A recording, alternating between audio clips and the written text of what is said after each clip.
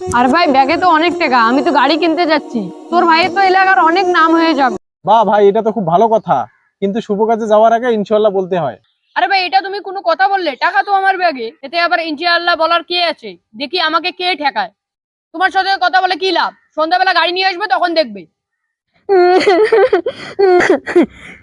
আরিফ ভাই, আপনি না সকালবেলা গাড়ি কিনতে গেলেন, হঠাৎ এমন কি হয়ে গেল, কান্না করতেছেন? আরে ভাই বলেন না, বাসে যাওয়ার সময় কে যেন ব্যাগটা চুরি করে নিয়ে গেছে। ভাই আমি তোমাকে বলছি না, কোনো শুভ কাজে যাওয়ার আগে ইনশাল্লাহ বলবেন? আপনার কি মনে হয় ভাই, আপনি যত টাকা কামান, আপনি কি শুধু কষ্ট করেই কামান? আল্লাহ তাআলার হুকুম ছাড়া একটা গাছের পাতাও নড়ে না। তাহলে আপনি কেমন করে ভাবতেছেন আল্লাহ তাআলার হুকুম ছাড়া আপনি টাকা কামাইতেছেন? আরে ভাই, ইনশাআল্লাহর মানেই হচ্ছে আল্লাহ যদি চায়। এই জন্য ভাই, কখনো কোনো ভালো কাজ করার আগে ইনশাআল্লাহ বলতে হয়। জি ভাই, আমি আমার ভুলটা বুঝতে পেরেছি। এখন থেকে কোনো কাজ করলে ইনশাআল্লাহ বলেই কাজ করব। থাক ভাই, টেনশন করেন না, আল্লাহ ভরসা।